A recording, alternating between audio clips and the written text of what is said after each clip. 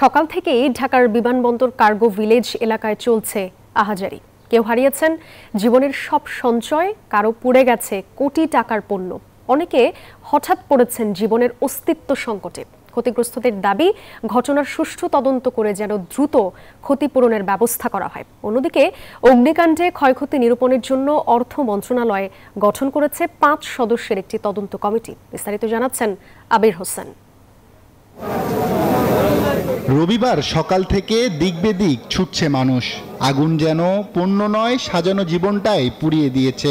অনেকে বলছেন cargo complex আগুন যেন তার জীবনে হঠাৎ নেমে এসেছে অভিশাপের মতো। আমাদেরকে যদি সরকার যদি কোনোভাবে আমাদেরকে এখান থেকে পরিত্রাণের সুযোগ করে না দেয়, তাহলে আমরা হয়তো ধ্বংস হয়ে যাবো। আর বান্ডেল থাকলে প্রতি সেনমানিতে টাকা বাঁচবে। বিকাশ সেনমানি বান্ডেল কিনে জিতুন প্রতি লেনদেনে। আমদানির সেই মালামাল ছিল কারো সংসারের ভরসা, কারো বেঁচে থাকার শেষ আশ্রয়। আমার প্রোডাক্ট তো অনেক বড় ক্ষতি হয়ে গেছে, যেটা আমাদের কভার করা অনেক বড় কঠিন হয়ে যাবে, কারণ আমাদের যে পরিমাণ ইন্স্যুরেন্স সেটা কখনোই আমাদের প্রোডাক্টের সাথে সামঞ্জস্য নাই। ঘটনার সুষ্ঠু তদন্ত চান ক্ষতিগ্রস্তরা, ফেরত চান অগ্রিম দেয়া ট্যাক্সের টাকাও।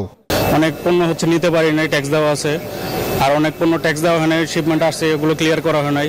এগুলো তো সরকার দিবে আমাদেরকে টাকাগুলো ফেরত, আর কি, যেহেতু আমরা পণ্যগুলো নিতে পারি নাই। সঠিক তদন্ত করুক, তদন্ত করে দেখুক একসাথে 3-4 জায়গায় আগুন, এটা একটা রহস্যময় ঘটনা হইতে পারে। ধারাবাহিক এসব অগ্নিকাণ্ড পরিকল্পিত নাকি নিছক দুর্ঘটনা খতিয়ে দেখার দাবি ভুক্তভোগীদের। আব্দুল্লাহ মামুন, নিউজ 24, ঢাকা।